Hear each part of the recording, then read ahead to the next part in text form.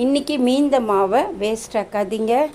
அதில் வந்து கொஞ்சம் ரவை போட்டுக்கோங்க, வெங்காயம் போடுங்க, பச்சை மிளகாய் ஒரே ஒரு பச்சை மிளகாய், ஒரு வெங்காயம், கேரட்டை நல்லா திருவி போட்டுருங்க, கருவேப்பிலை கொத்தமல்லியை பொடியாக கட் பண்ணி அதோடு சேர்த்துக்கோங்க, கொஞ்சம் சீரகம் சேர்த்துக்கோங்க.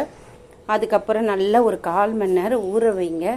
நல்லா ஊறட்டு, லேசாக சால்ட்டு கலந்துக்கோங்க. மாவில் ஆல்ரெடி உப்பு இருக்கும். அதுக்கப்புறம் வந்து ஒரு ஸ்பூன் நெய் எடுத்துக்கோங்க தோசைக்கல்ல.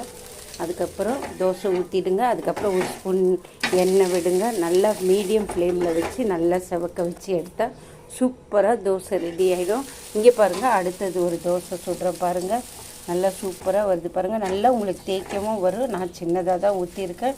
நீங்கள் இன்னும் வந்து பெருசாக வேணுன்னா நீங்கள் ஊற்றிக்கோங்க. இங்கே பாருங்கள், அதுக்கேற்ற ஒரு உளுத்தம்பருப்பு துவையலுங்க. இது ரொம்ப சூப்பராக இருக்கும். சாம்பார் மத்தியானம் இந்த சாம்பார் ரொம்ப சூப்பராக இருந்தது. பிடிச்சிருந்தால் லைக் பண்ணுங்கள், ஷேர் பண்ணுங்கள்.